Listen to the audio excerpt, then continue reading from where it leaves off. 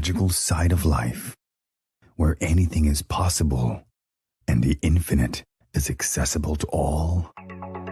Let's have a conscious conversation about what's going on in the world, in your life, and your relationship from the expanded perspective of your soul.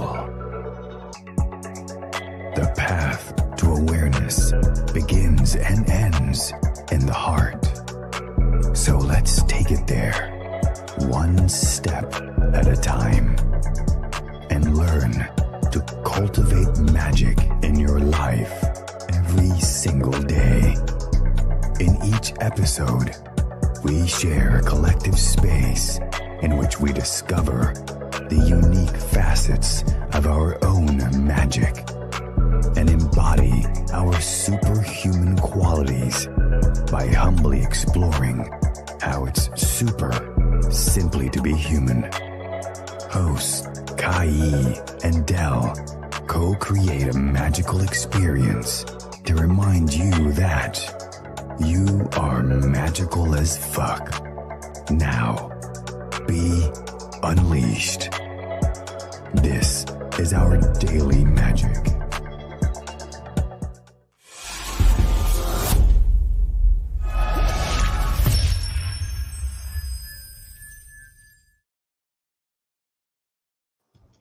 One of the many thoughts of the universe that you have. I was just having a candid thought, just like, did I take a shower yesterday?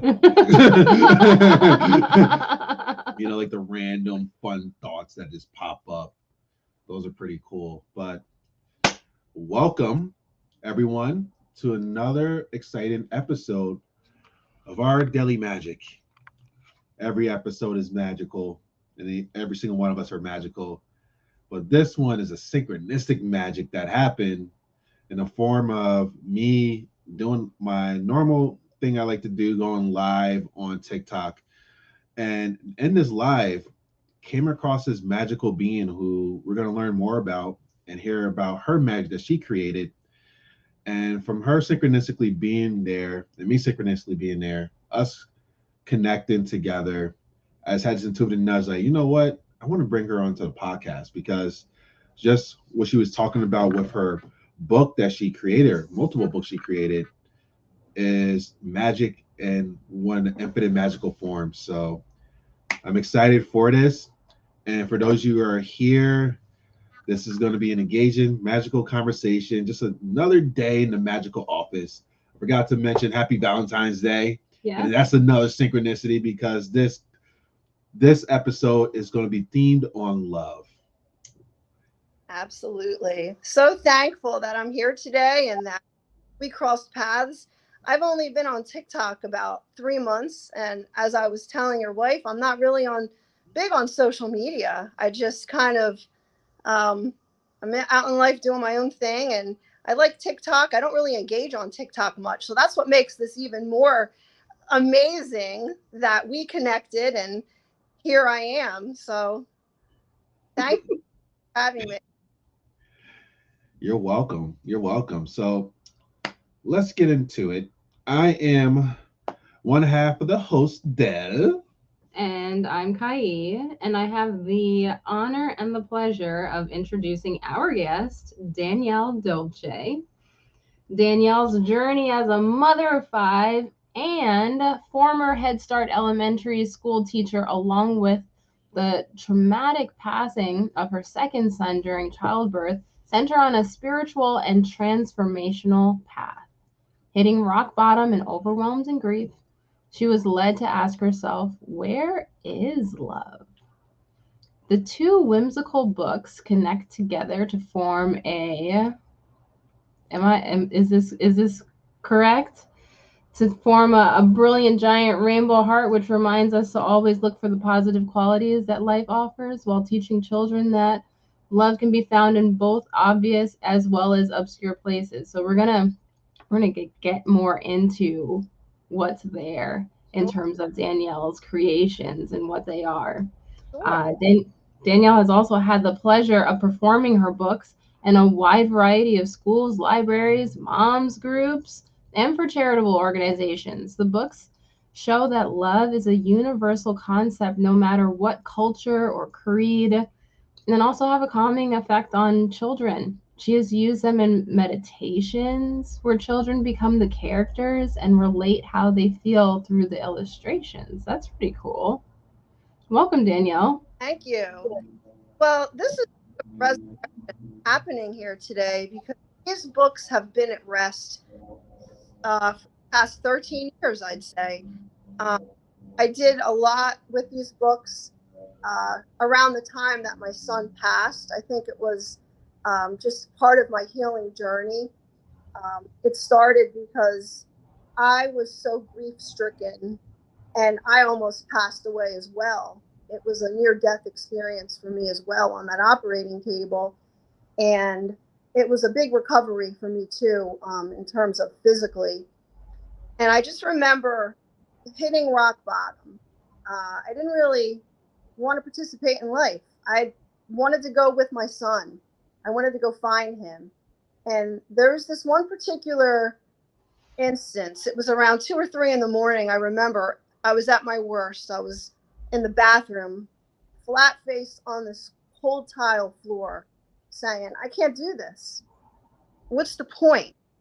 And I looked up and I saw this crack in the door, and the moon must have shifted positions with a cloud, and this moonbeam came through this crack of the door and it hit my face. And it really penetrated me deeply. And in that moment, I said to myself, where is the love in all of this pain? Where is the love in this grief? But I really wasn't saying it in a positive way at that moment. I was almost arguing with Source, with God. I was angry. Like, where is the love in this? Tell me. And it brought me back to my days of teaching at Head Start. These kids were just absolutely amazing. 3, 4, 5-year-olds. I thought I was going to go in there and change their life in the sense of teaching them alphabets and just, things that you learn in school. But they taught me, I think, more than I taught them, because they taught me resilience. They taught me compassion, empathy. And those kids came in to my classroom every day with such open hearts, in spite of what they were going through in their homes. I don't know if people are familiar with Head Start, but Head Start is a program for underprivileged kids and families that are struggling financially. And a lot of these kids didn't even really have proper clothing to come to school. But they came into my classroom with a smile, and they just changed my life. So when I was on that cold bathroom floor at rock bottom, those kids somehow came to me, and I almost heard, Mrs. Dolce, you can do this. Where is love? You have to find it. Sometimes you just have to dig deep. So it was probably a culmination of those years in the classroom, as well as the grieving journey of my son Dominic, that put me in a position to write these books. And I feel it's the spirit of those kids and the spirit of my son that's the message that they helped me and are helping me portray. And that's why these books are so important to me. I know a lot of people write books because it's like a monetary thing. They want to see how much money they can make out of it. For me, this is about the message to help people who are rock bottom. You could just stop and ask yourself one question. Where is love? Where is love in your life? And it could just be something as simple as, I'm able to take my next breath and be mindful of that next breath. That's just so important, and I feel it's something for people to hang on to, and especially in this world, especially with everything that's going on around us.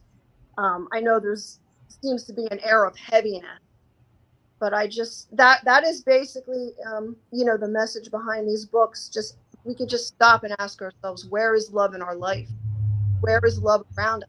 How can we be a loving presence in other people's lives? I think it's huge. I think it's like it was for me. Yeah. Yeah. What a way to create fulfillment from a place of despair. Absolutely. And when I would go and read these books to the groups of people, it was so fulfilling because I was able to show the kids. We always started off with a ball. I would play a game and we would all sit in a circle and I would throw the ball to the kids and we would start playing catch. And I would tell the kids, all right, I want everybody to make a fist and let's make pretend these fists are our hearts. And then I would get the ball and I would try to throw the ball to the kids. And I would say to them, are you able to catch this ball? And they would say, no, Mrs. Dolce, I can't catch the ball. It would go flying everywhere. And I would go get the ball again. I would say, all right, everybody, open up your hands. Open up wide. And I would throw the ball. And they would all be able to catch it. And what I was trying to teach them is that if we can keep an open heart, anything is possible. And that was really the opening message before we even began reading the book.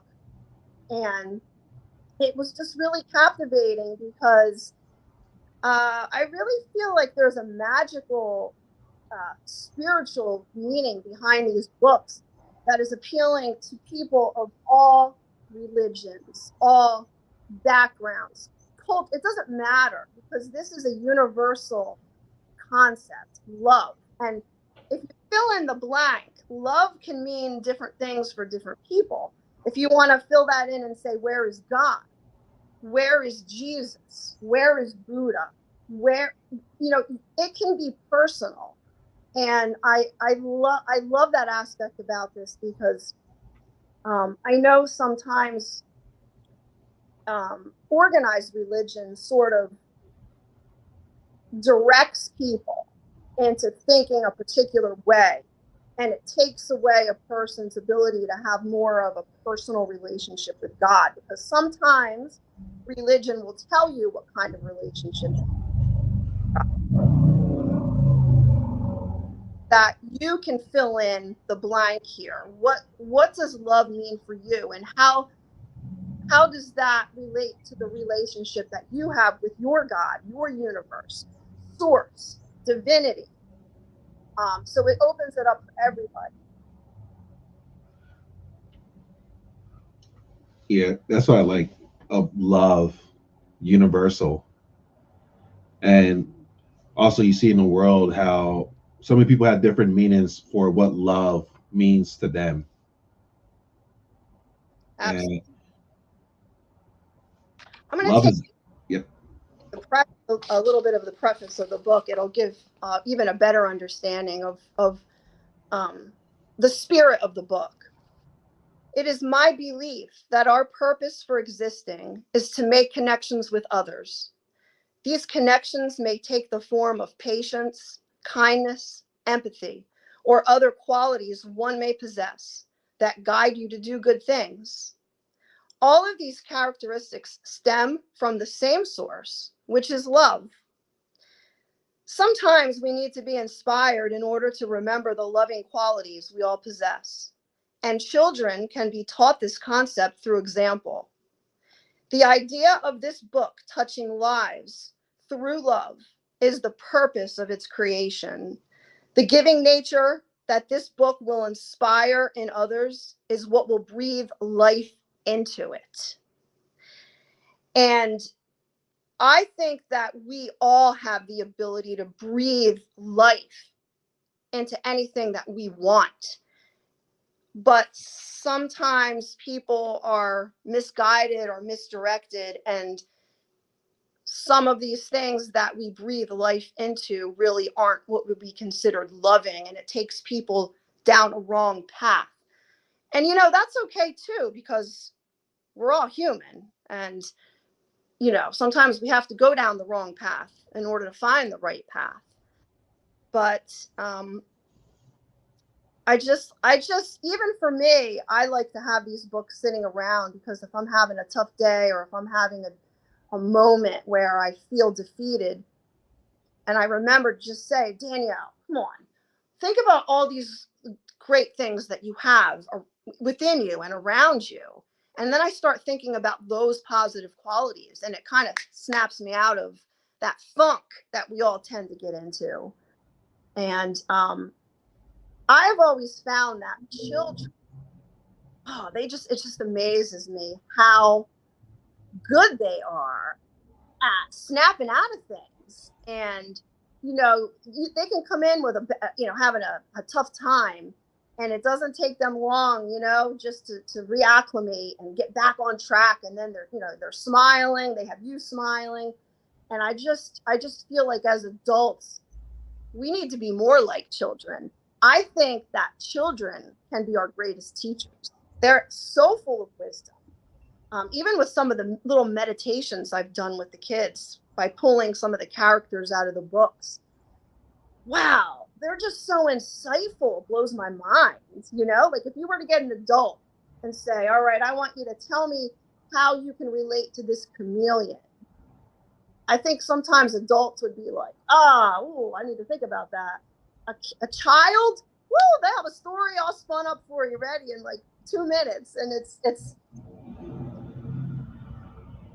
so I think that these books also bring us back to, the child that we all have within us that kind of gets stifled through life and just through our daily activities. Yeah. I was actually just sharing a story of this curiosity of being at a store, and at the store, this kid was throwing a temper tantrum.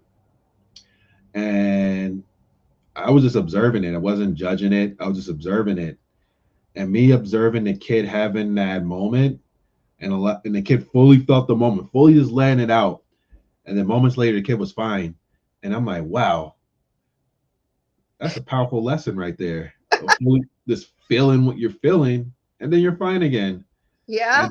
And like you're mentioning of how kids are like the perfect teacher, they're definitely a perfect teacher, because I feel that so many of us, I'm guilty of this too. Like when we feel emotions, we like feel guilty of it or suppress it and don't allow ourselves to fully go through that process of whatever emotion that we're feeling. And now this gets piled on and piled on and piled on.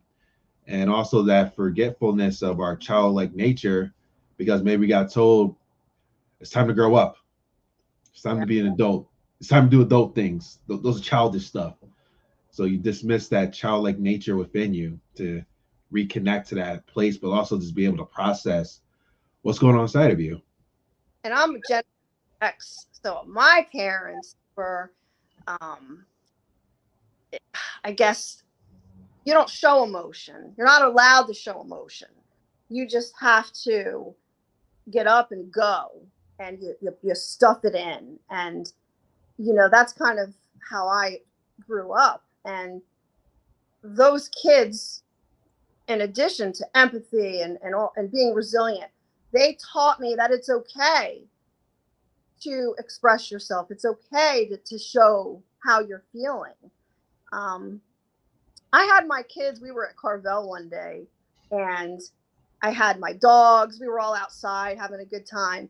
And this little girl, she was literally probably about 6, came wandering over out of nowhere. And I said, oh, hey, where's your mom? Are you okay? And she said, yeah, my mom is working down at the nail salon. It was like way down at the other end of the the mall that we were at. And I was concerned, and I said, okay, maybe I should walk you back and, make sure that your mom knows you're okay. And this little girl was so chatty. She told me that her father passed from COVID within the past year. She basically gave me her whole life story, how her mom was struggling financially. And wow, this girl, she just had all these emotions, and she was just pouring out, everything. And it was really a beautiful moment for us to share. And I always keep books in the back of my trunk. I said, hey, before I bring you into your mom, I'm going to have one of my children bring over a little something for you. And then I said, I'm also going to give you some money so you can go get some ice cream. And I was able to go in. Her mom was busy working with another client. But wow, it's just these serendipitous moments that pop up in your life. And they're really teaching moments for all of us involved. And I think a lot of people are closed off to that stuff. Now, maybe another person would just say, oh, it's just another kid walking by, whatever. But I feel like you have to kind of cultivate positive things and cultivate love and give yourself opportunities to, find these loving moments in your life. If you're closed off and you don't want to be bothered with the outside world and you're done, you're not going to really put yourself out there to be a participant in finding positive things and finding, things that are going to point you in the right direction. And I feel like a lot of times today with COVID and with everybody being, used to the non-communication, non-social, just not having conversations with people, it's creating a lot of depression within us and within our society. Yeah. I saw this quote. It was saying, suppression leads to depression. Yeah. It's very true. Well, I have a little fun thing that I do with the books. On each page, I have hidden hearts, tiny little hearts. And by the way, my son, who was like 7 at the time, created all the illustrations. I don't know how it happened. Honestly, I think sometimes things that are just meant to be happen. I didn't intend to even write any books. It wasn't even on my agenda. It just happened. And like I said, I think it was just the energy and divinity like that spoke through me to create these. And on each page, hidden are these little tiny hearts. So what I would have the kids do, go in and count. Oh, there's 13 on this page. There's 12. But from that, I've started to do this thing where I find hearts everywhere I go. If I'm outside, I'm on the sidewalk and there's some bird poop. It's always the shape of a heart. I get my camera. Literally, I find hearts in the most obscure places. I'm frying potatoes. Oh, there's a little burnt spot. There's a heart. Take a picture. And I've created a whole photo album of obscure places where I just find hearts, either in nature or just, anywhere. And it's just really fun. And I would actually encourage, parents to do this with their kids because it's just fun. And not only is it fun, it forces you to remember. You got to look for things, you go outside and it's all about perspective, right? It's like the energy that you have within you and you put forth is really what boomerangs back to you. And when you're outside and you're like, hey, I want to see if I can find some hearts, you're kind of teaching your kids a really important concept. Go out in the world and look at all the positive things. Don't just seep in all the negativity that's around.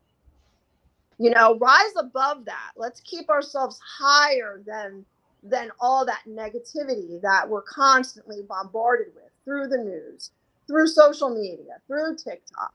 It just seems like that negative, heavy force is easier to attach to than to remain positive, than to remain higher than it. It takes more work, I think.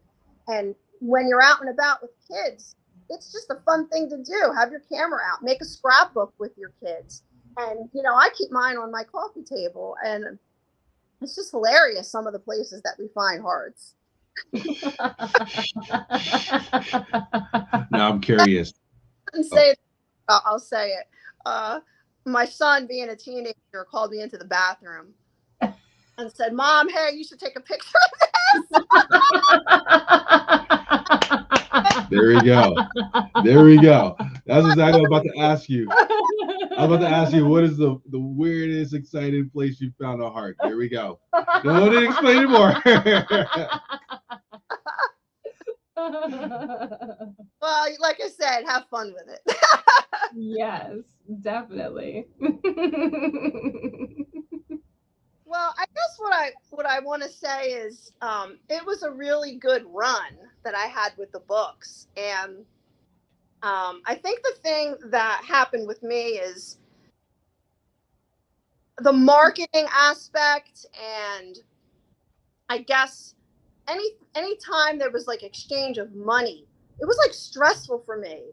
Somehow it took away from the enjoyment of me, um, you know, bringing the books, and I didn't like the selling part got awkward for me, and I think there was a moment that I don't know, I started to stumble, and I donated about 400 copies to a nearby children's hospital. And what happened was those books were supposed to go to all the patients, the children, and they were stolen by the staff, and just a lot, they didn't really get to the kids. Broke my heart. It broke me.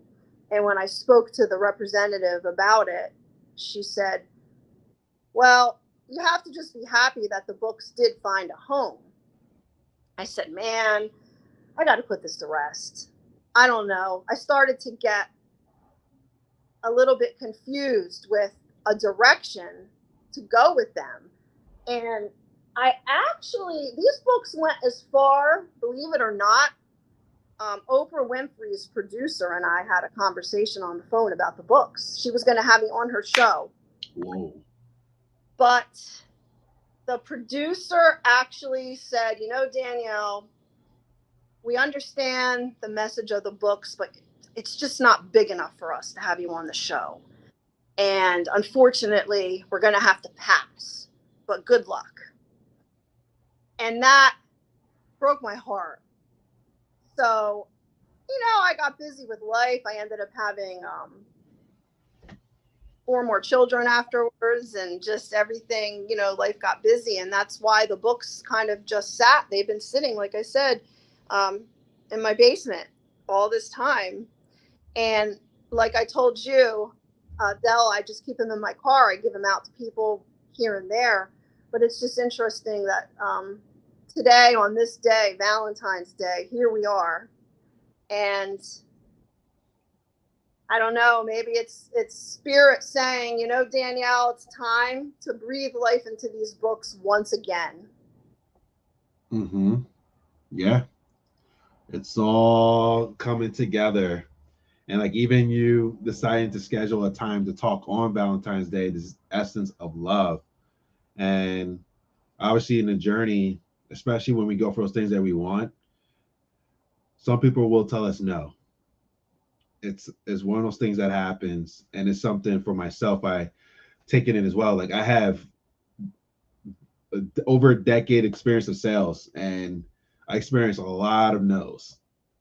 And one of the most devastating no's to receive is when you get a no for something you're passionate about. Mm-hmm. And what I realized in my own journey in regards to that is that no is just one person.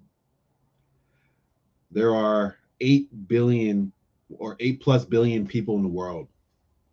And no matter what we do, and this is with anyone, no matter what profession you have, whatever you have out there, even Oprah herself, there's people who say no to her as well. There's people who say no to whatever product you have out there. But then there are people out there who are waiting for what you have to offer. And there are people out there who are willing to receive that and willing to exchange the abundance for you, for your abundance that you're given with your gifts as well. And here we are. This is why we're here right now, to have this conversation. And like you said, it's like the message from the universe telling you it's time. Yeah.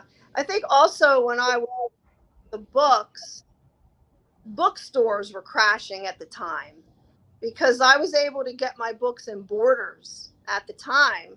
And then a year later, they went out of business. So it was just the whole timing of things too was just a little bit, I guess, off. But it's okay, you know. I'm failure, if you call it even failure, is just a part of redirecting you. And you know, it's kind of funny. Like since then, I've done a bunch of things entrepreneurial. I've opened up a fitness studio. Nice. Yeah, and about years before my beautiful business skills. It just kind of, yeah, my partner and I think my partner had a different direction or idea. And so, needless to say, that went to rest. And most recently, I opened up a business, um, basically kind of along the lines of coaching people, help people who are, you know, just struggling in life and help them on a healing journey. And that's kind of where I am right now in that space. So I started seeing people, you know, just talk therapy and sound healing and, you know, combining a lot of healing modalities and reaching deep down inside a person. Where is that pain? And helping them, like going in and grabbing that pain and showing them this is where your journey begins, is when you really dig deep and where does it hurt most, and taking them on that journey and helping them if they're ready, because obviously, you know, we're not all in that place, we're not ready. But for those people that are ready, I have a place and a space set up for them to come in and share. But you know, like I said, it's hard. I end up just helping people out of the goodness of my heart, you know, through and journeying and Reiki.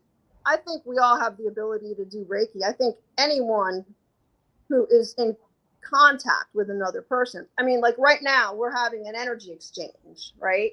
And it's positive, and we can feel the positive vibes, and I can feel the love.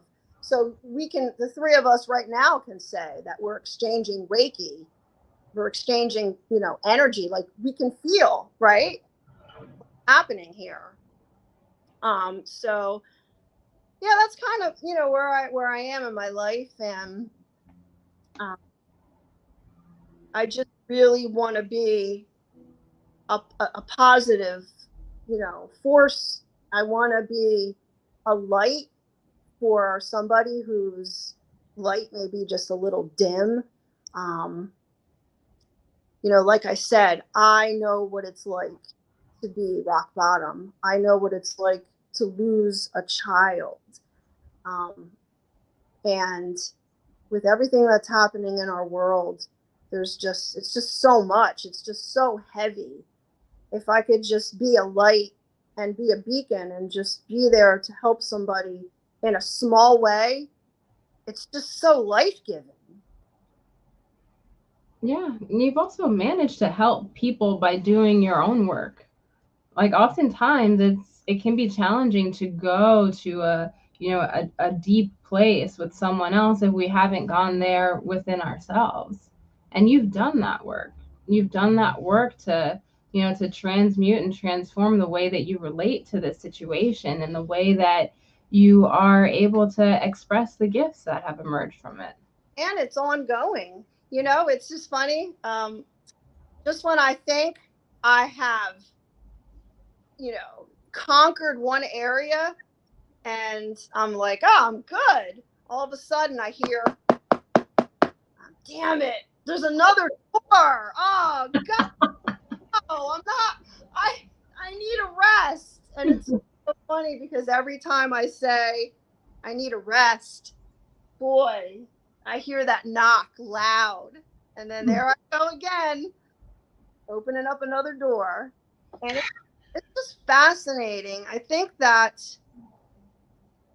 if we can just embrace the darkness, we can see that darkness is actually present in our lives to show us something, and to not fear those moments where we feel, like we're deep into something or heavy. Those are the times when we really need to sit with that and be still with that, because so much transformation and transmutation will come out of that if we're able to embrace it instead of run from it. It's kind of like that monster in the closet that we're all afraid of. You know what? We actually have to open up that door and face those monsters. We have to face those demons, because in that moment, that's when the transmutation occurs. You can actually feel the light coming into the closet, and whatever that darkness is, poof, it's like liberating. It like lifts out of you. And it's life is just so beautiful if we are able to see the beauty from a different perspective. Sometimes it's just a shift of perception. And that's what I try to do. I mean, that's how I try to live my life, and we're not perfect. There's days I have really shitty days, and I'm just like, oh, the hell with this. But I hear you. I still have shitty day or shitty moments, I would say. Sometimes those moments turn into days, but it's part of the journey. And like you're saying, like just being with it, shedding the light on that, like those dark moments. I realize that those are the ones that you really get to integrate a deeper embodiment of what you truly want to be in your life.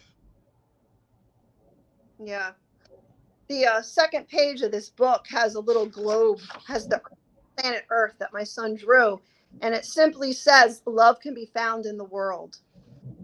And if we could just continue to say that to ourselves over and over, instead of the dialogue of "this is shit, we live in a shitty world, look at all this crap that's happening around us, people suck, oh, I hate my job, there's so much hate."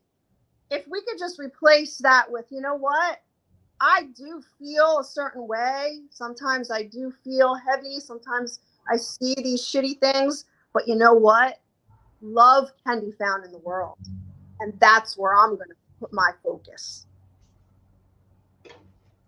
I think kids actually can do it better than adults.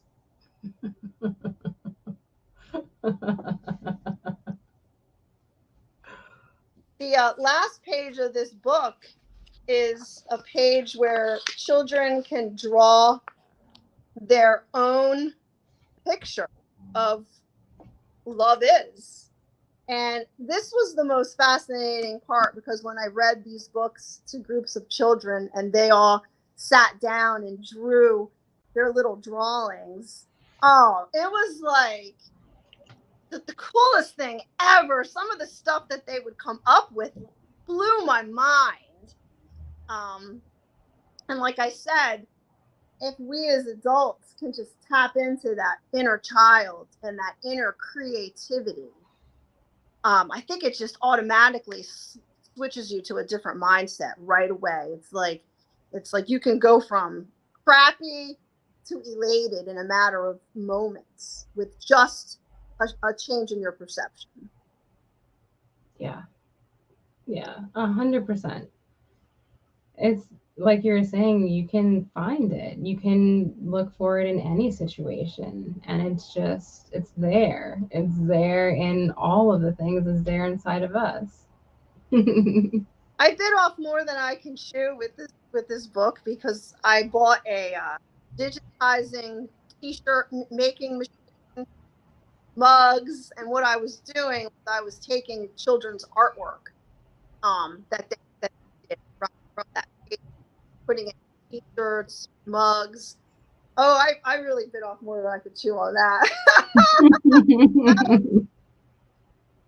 But it was a cool concept, and you know, the kids loved it because they were the ones that that I was able to make, and they were able to wear their little or whatever they grew, you know, a tree and their mom and the sun, and just adorable. And they were so proud to wear this T-shirt, you know, because it was something that they created, and it was really joyful. It was a really joyful experience.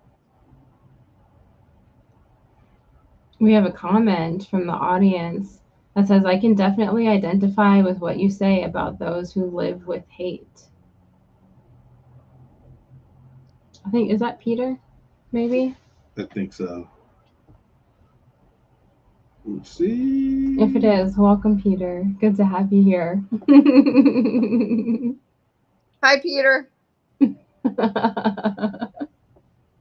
definitely difficult when you're surrounded by people who are not in a good place, because part of you wants to be able to, you know, help, be uplifting, but sometimes that's where boundaries come in, because as much as we will all want to help people, if somebody is not ready or in a place to want to take that part of their journey, it's not really our job to force that. I think it's just better in those circumstances to just wish them well, send them love energetically, and, you know, let them experience what they need to experience. Because unfortunately, I think there are times where people can, not that they're doing it on purpose, but it's just where they are, and that's okay too, you know? Mm-hmm. Yeah. I was saying this before, and I just realized, and also for this is my own personal experience, when I was projecting hate, it's because I hated myself. And same thing with the opposite. When I start loving myself more, I project more love. Mm-hmm. Yeah, I ran into somebody at my gym. It was this guy who overheard a conversation I was having with a friend, and I was talking, and he just took it upon himself, a total stranger, to come up to me and say, "Oh, your children, you mean your grandchildren?" And I said, "Excuse me?"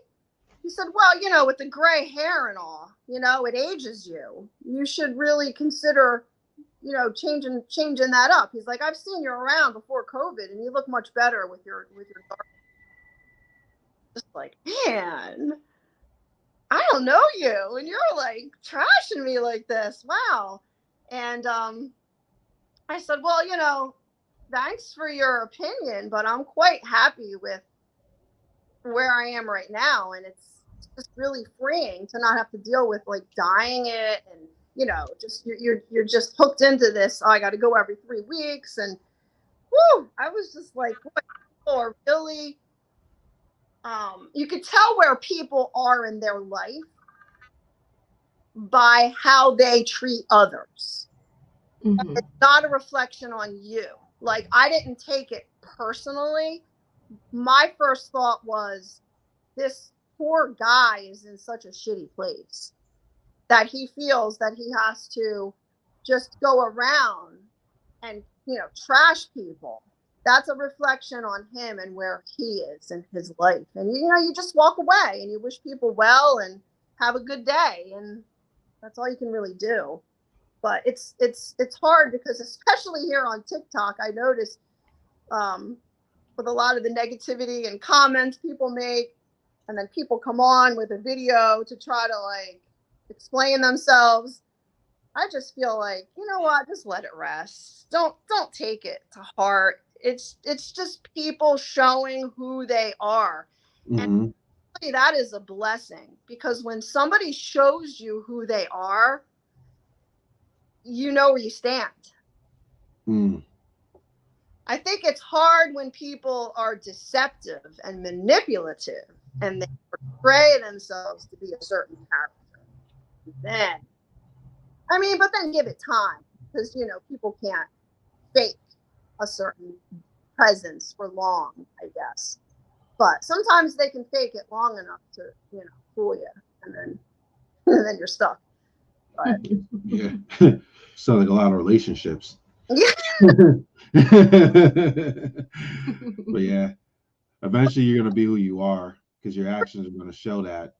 And obviously, words can be sweet that you can believe the words and you don't see the actions that are being shown and stuff like that. But actions always show who somebody truly is, no matter what. Hmm? The comment. You want to read this one? Yeah. I had to do that here with a woman. She seemed like a great person. She is and was. Yet I had to mention to her that there's a lot of negative vibrations around her and I can't do this. Hmm. Interesting. And that's okay. I've had to do that as well. I had a neighbor that is struggling with alcoholism, and she would text me in the middle of the night, call me, Danielle, I need to talk to you. You're my only friend. And I finally just had to get to a point where I said, listen, um, you're not in a great spot right now, and I think that you need help beyond where I can help you. And I kind of said to her, you know, you're like a dust storm. I didn't hold back, truthfully, because she was starting to really siphon my energy. I said, you're like a dust storm. You want to pull everybody into this darkness that you're in right now. And I know it's tough. And you have to just figure out who you are, because I think a part of her issue was she thrived on this persona of being an alcoholic. She thrived on this persona of not having any friends and making people feel sorry for her. And I said to her, I don't want to say her name, let's just say, Hazel. I said, who would Hazel be if you were not an alcoholic? Mm. And she stopped and she said, oh my God, I think that you're right. Who would I be? And I think that people are afraid to really search who they truly are, because we can easily wear a mask portraying all these different versions of us. And that's easier, right? Because to figure out who we really are and who we represent is hard work. And it can be daunting. It can be scary because it forces you to go places that are uncomfortable. Yeah. But what I realized, my own personal journey, it's more harder to try to find everything possible to keep suppressing and keep numbing yourself, and all these different identities and roles that you're playing that aren't truly who you are. And obviously it is painful to like do that work like you mentioned, but that pain is not as long lasting as holding on to the pain. Yeah, I noticed some people just become comfortable with the pain. That's their comfort zone. So when you try to get somebody to move forward, it doesn't feel right. It feels it's just so uncomfortable that people will say, you know what, I'm just happier to be in this place that I currently. I came across a TikTok of a very obese woman who was bedridden, and she actually has to eat her food laying down. And it's just sometimes my heart breaks, because you can see the spirit within certain people. And you can see that this person is just so alive, but this addiction, this food addiction, has just taken her over. But people just get to a point where, you know what, it's just more comfortable for her to lay in bed and eat than to actually take the necessary steps to. It's like when you're at the bottom of a well, think about how hard it is to grab that rope and pull yourself all the way up to the top where that light is. And I feel like so many people actively choose to just stay where they are because they have the ability to take that next step. I mean, I guess I guess it's okay. Like, who are we to say, where people need to be on this life journey? Maybe they there for a reason, for the length of time that they need to be there. Maybe, just because it's not a choice we would make, doesn't give us the authority to tell someone that how you're living your life is right or wrong. Mm-hmm. Yeah. Really see there to be anything in life that's right versus wrong. Yeah. It just is. Things just are. Mm-hmm. Yeah. The ego, that ego shows up that this is right or this is wrong. What you're living is wrong. You need to stop doing what you're doing, type of thing. And people are already judging themselves pretty hard. They don't need additional judgment from us. Oh, I think we're our worst enemies when it comes to that. The self-dialogue that goes on in our heads throughout the day. I'm not good enough. I'm not thin enough. I'm not, smart enough. Whatever it is, it's a hard thing because we're programmed sometimes just to constantly think in these negative ways. But that's why I keep going back to this. Where is love? How can I be a loving presence for somebody else? If we can just keep our focus on that, I think that it would create a lot of positive changes in the world around us and within ourselves. It's kind of like when you're listening to the radio and you come across a staticky station, it's hard to keep something, tuned in to where you want it. You have to actively be a participant in keeping it there and keeping it in that frequency or that vibration of where you want to be. It's hard here on Earth, really, to continue to do that on a daily basis. It's a struggle. Yeah. That's why it's like working out, fitness, the commitment and putting in the work every day. And there's going to be challenging moments. There's going to be beautiful moments, but your commitment to it helps you to build those spiritual muscles. And also life is giving you the experiences that you need to help you to build your spiritual muscles. But it takes obviously the commitment and dedication, just like on the opposite end, it takes a dedication and commitment to hold on to the stories and stuff and hold on to the pain as well. Mm-hmm. Yeah, I know there's like a catchphrase going around in the spiritual realm of things, and I hear it a lot. It's manifestation. It's a big one. I had some time to sit with that. Sometimes when I hear it, I get a little, I don't know. Sometimes I think it's misunderstood because sometimes people will think, I'm just going to sit here and say, I'm so lucky. Everything in my world works out for me. And they sit back on the couch and they put their feet up and they keep doing the things that they do every day in their life, the old habits, and that's not really how manifestation works. I feel like people need to understand that you need to be an active participant in whatever it is that you're trying to manifest or create. Really, it's creation. It's a form of a prayer, even for those who are more religious and are praying. It's not like I'm just going to say I want blah blah blah, snap my finger, boom, this is going to happen in my life. You need to be a co-creator in that, and it does require effort. It does require focus. We have to be focused on what it is that we actually want in order to match that frequency. We can't just pull stuff up out of the sky and say, I want to make more money. I want to, find a love that is compassionate and that can fulfill me.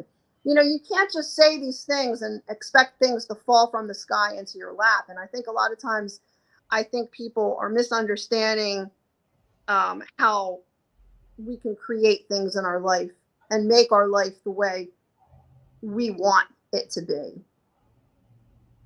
It has to be in frequency and in alignment with where you are internally.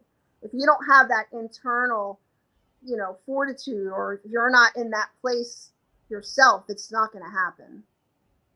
Right. Who you're being. Makes a lot of sense. A lot of sense. Danielle, for those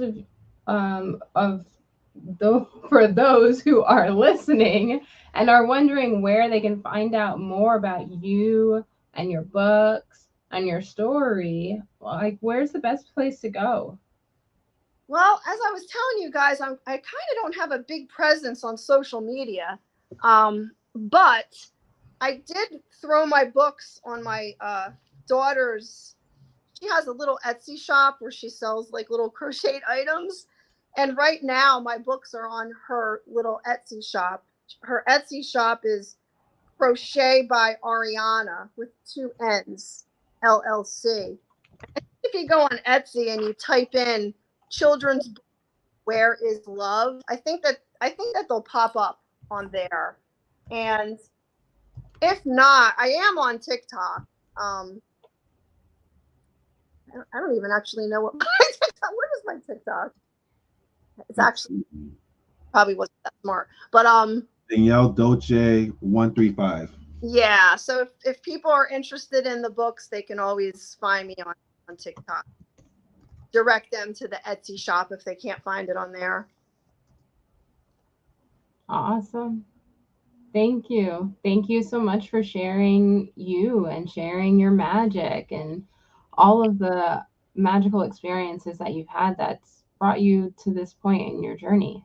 Thank you both. This was fun. I just love connecting and people, and it's so enriching and life-giving when you can meet other people who, can appreciate where we are on this journey.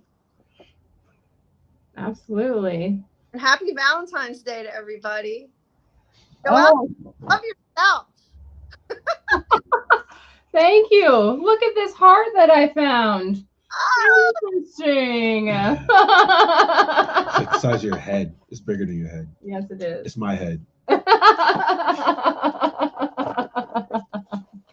Doing tomorrow, I'm going to be going to CVS and hitting up the 50% off. Yes.